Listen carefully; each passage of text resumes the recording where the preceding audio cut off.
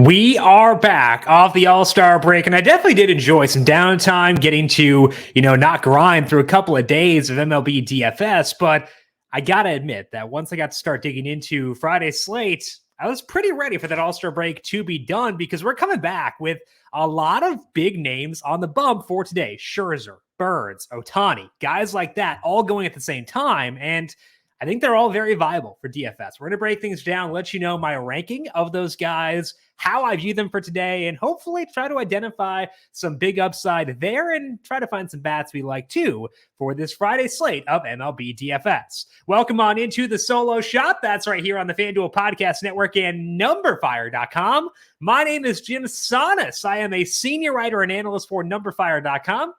Here to break down Friday's 13-game main slate with lock set for 7:05 p.m. Eastern for today. There is no rain note for today, but a big weather note is the heat because on the East Coast, it is crazy, crazy hot. The coolest game in the Eastern time zone is 86 degrees for today. So the West Coast games, including spots like Arizona where the roof be closed, you're going to want to downgrade bats relative to the bats on the East Coast. The problem is there aren't a lot of East Coast teams we may want to stack for today. There is one I like quite a bit, but it is a bit dicey for sure. So bump up the hitters on the East Coast, bump down pitchers inherently as a result of that as well, and bump down bats on the West Coast. Like there are some stacks I like in cooler games.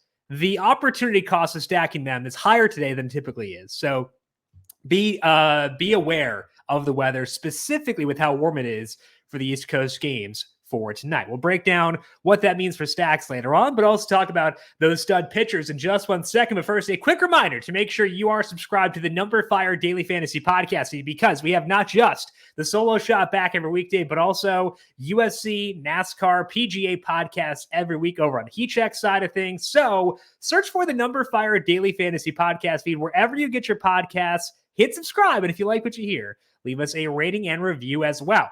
FanDuel's kicking off the second half with a big contest to welcome MLB DFS back. Tonight's squeeze contest includes $222,000 in total prizes. $40,000 of that will go to first place, and 22.7% of the field will get paid. Best of all, just a $4 entry for tonight. So you could turn $4 into $40,000. To get yourself entered, go to FanDuel.com or download the FanDuel Fantasy app. Eligibility restrictions apply. Pitching preview for this Friday main slate. Max Scherzer is the highest salaried pitcher on FanDuel, checking in at $11,500. We have Corbin Burns checking in at $11,300. Next up is Shohei Ohtani at $11,000. Yu Darvish is 10-2, followed by Kevin Gausman at 10-1. Charlie Morton facing Ohtani is 9-8. Logan Webb also 98.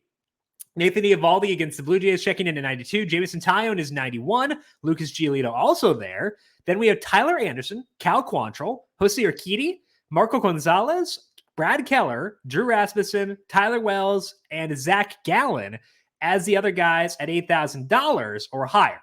Now, there are a lot of good starters on the bump for today, but my favorite, at least from a median 70th percentile perspective, is Max Scherzer. Scherzer is going to be my top arm of the night. He's at home here facing the Padres, and that's not a great matchup. The Padres have just a 21% strikeout rate versus righties in their current active roster with a 105 WRC+. So I'm not actively seeking out guys facing the Padres, but I am actively seeking out Max Scherzer. He has looked fantastic since he came off the IL. And he's using a slider a lot, which we saw a bit before he got hurt. So that does a couple things. It ups his strikeout rate. He's had 11, 9, and 11 strikeouts in those 3 games. And that does stretch further back before the injury too. But I think the bigger thing is leaning on that slider tells me Max Scherzer is fully healthy. He's confident, and that is a big thing from a DFS perspective. The strikeout rate across the past 8 starts for Scherzer with more sliders is 34%. That ranks 3rd on this slate. He doesn't walk anybody, does a decent job of suppressing hard contact. I've got Scherzer projected for 8.7 strikeouts for tonight, which is a really good number for a guy who also brings a quality floor to the table. Scherzer has not faced the Padres yet so far this year, so there's no familiarity issues here. I find no reasons to be too worried about Scherzer on this slate. I love him. I love the situation that he's in. I think the salary is fine given the stacks I want to use. So Max Scherzer to me definitively the number one pitcher, despite this being a very, very good slate. I'm going to put Corbin Burnes second. I do like Shohei Ohtani and Charlie Morton. We'll talk about them, things to watch, but Burnes to me holds a slight edge over those two guys. Similar to Scherzer, it's not the most elite matchup here for Corbin Burnes. He's facing the Rockies, who have a 21% strikeout rate. It's pretty mediocre, but their WRC plus is 85. They have a 33% fly ball rate. So similar to Scherzer, I think that Burnes has a very high floor as a result of the matchup, but he himself has a high ceiling. The most relevant sample for Burnes is his past 11 starts. He's thrown a couple of fewer curveballs in that time. He has a 2.96 skill interactive ERA with a 32% strikeout rate and really good batted ball data as well. So honestly, I think he's pretty similar to Scherzer, and he's similar in terms of upside too. We've seen Burnes hit double-digit strikeouts in 2 straight games. He's done in 3 of his past 5, and part of that is the strikeout rate. That obviously does matter a lot, but he's also going super, super deep into games. We've seen Burnes go 7+ innings in 4 of his past 5 starts. He's hit 110 pitches twice in this 11-start stretch, and he's hit 105 in 3 others. He's gone 95 or more in 11 consecutive starts. It's only 11 I have in my sheet is for him, is those past 11. He's gone 95 plus in all those. So no, it's not a high strikeout matchup, and that does matter. But Burnes, because of the length, because of how good he is projected for 8.0 strikeouts. That's a really good number.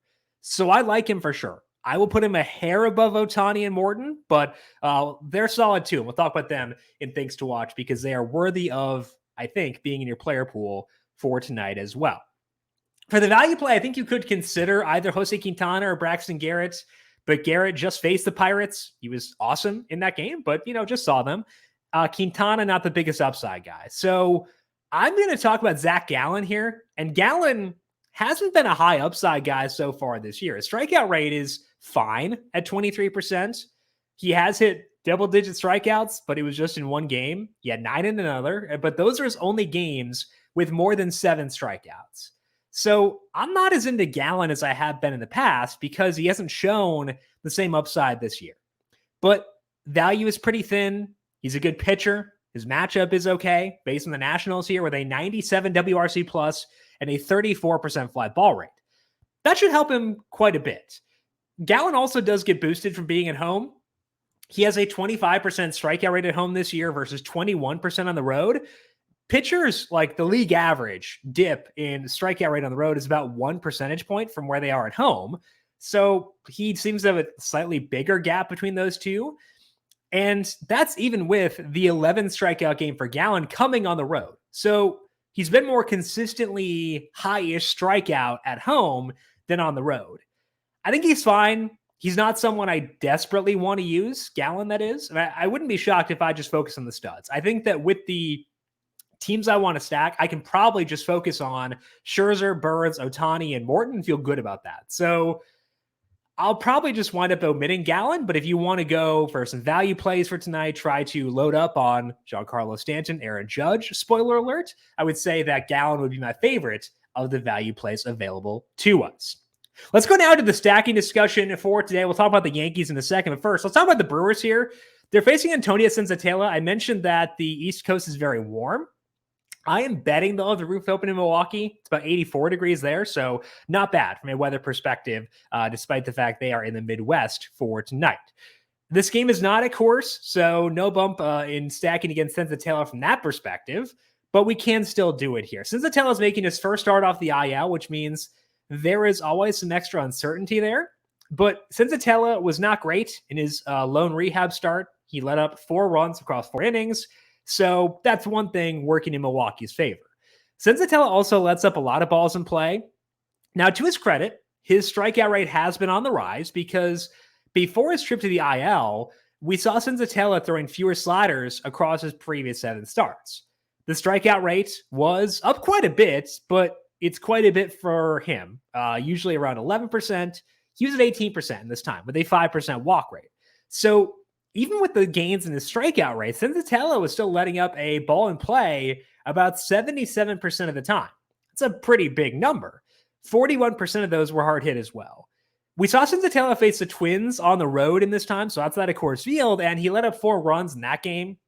Now facing the Brewers, and they're not as potent of an offense as the Twins, but they're not bad either. They have a 183 ISO. They have a 106 WRC plus.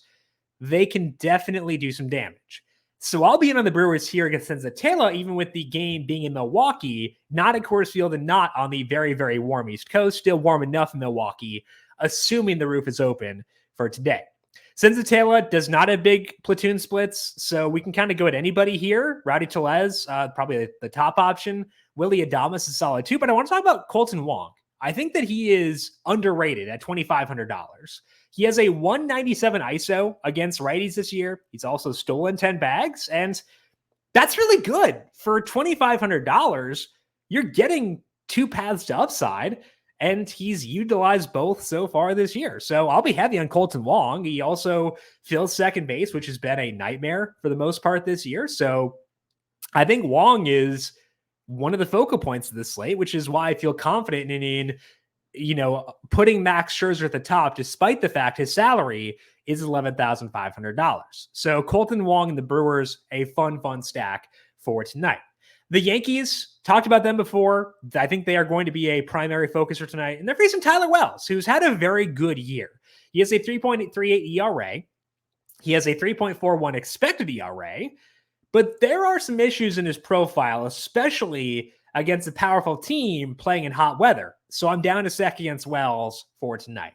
The biggest issue for Wells, or biggest issues, I should say, are his fly ball rate and his lack of strikeouts. The fly ball rate is 46%. The strikeout rate is 17%. So he's letting up a lot of balls in play, and a lot of those are in the air. That can get you in trouble in the wrong spots. And I think that against a team like the Yankees in warm weather, it is the wrong spot. So no, I don't think what Wells has done so far is fluky. I think that he is a pretty good pitcher. He suppresses hard contact. That's all very good. And it's probably sustainable in the right situations. I just don't think this is the right situation. The Yankees have faced Wells 3 separate times this year. He didn't really dominate any of those starts. So I feel okay about this, despite the fact I respect Wells as a pitcher. It might not be the safest stack because of that, but I like the upside. So I feel good about stacking the Yankees here tonight. We do want to bump up the righties here because Wells has some pretty extreme reverse platoon splits compared to most righties. He lets up, gets fewer strikeouts against righties, lets up more fly balls. So that obviously boosts Judge and Stanton, but also Gleyber Torres, Josh Donaldson, they get bumps up. DJ LeMahieu is fine at 31. I typically don't use him, but the salary is better than usual at 31, so I guess I can go there. But I prefer Torres and Donaldson over him at their respective salaries. So the righties for sure, the key stacking points on the Yankees for tonight. For the third stack, I do think the Rays grade out well. I just don't know who they're facing. It seems like it's Brad Keller, but it seems like Zach Greinke's also listed in some spots. Probably going to be Keller, so we'll focus on him. But if it does, for some reason, wind up being Greinke, I'd be okay with the Royals in that situation as well. Or the Rays, I should say. Keller's batted ball numbers, pretty good. He's been using more four-seamers and fewer sinkers in his past 8 starts. And in that time, even with the emphasis on the four-seamer, he's still letting up just a 34% hard hit rate and getting a decent number of ground balls. So typically, I don't want to stack against that. But he's faced a lot of bad teams in this stretch. He got Detroit twice, and he got Oakland twice. If you look at the other teams he's faced in that time, we saw some struggles. Keller let up 4 runs to the Astros, 5 to the Orioles, 3 to the Blue Jays, and 4 to the Guardians. So when we've seen Keller face decent teams, things have definitely been tougher for him. The Rays, not phenomenal. They have a 102 WRC plus against righties in their current active roster.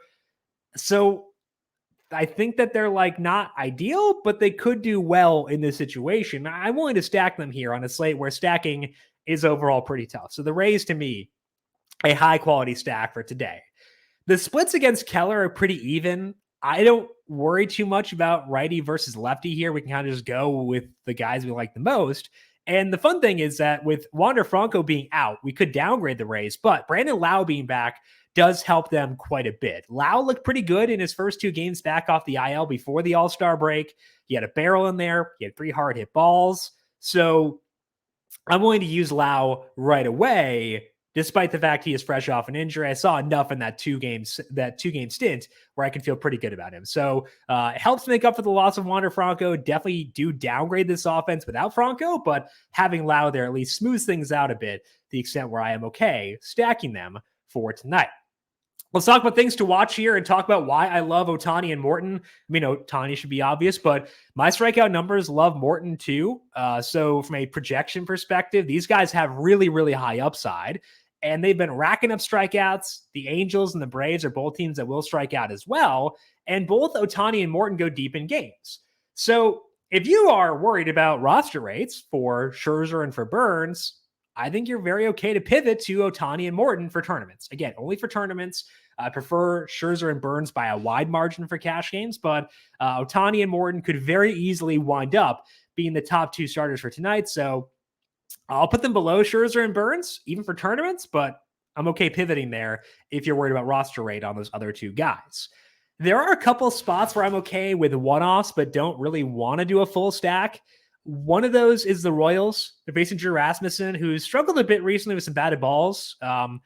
So that's a fine matchup, just not a super potent lineup.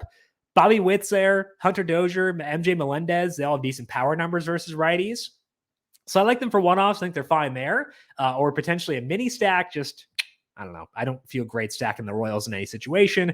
So mini stacks or one-offs to the Royals. The other spot for one-offs is Arizona. They're facing Patrick Corbin, most likely, not officially announced yet, which would be a revenge game for Patrick Corbin, of course, facing off against Arizona, but letting up a lot of hard contact still. He's not great against lefties, which is why you could potentially go for a full stack here, but I'd be highest on the righties here. Carson Kelly, since he came back, a 221 ISO, he's only $2,200. If you want a one-off to save you a lot of salary, Carson Kelly's probably that guy. I do like Wong too, but I think that Kelly right up there with him as well from a value play perspective. So Carson Kelly, a key one-off facing Corbin for tonight. Let's finish up here with some dinger calls for this Friday slate. The boring one. Again, I kind of have to go as boring as possible and go there and judge. I know that, again, it's can't get worse than that, but facing a low strikeout pitcher who lets up a lot of fly balls, it's very warm. I'm going Aaron Judge. I'm sorry. It's very boring, but I need to do it.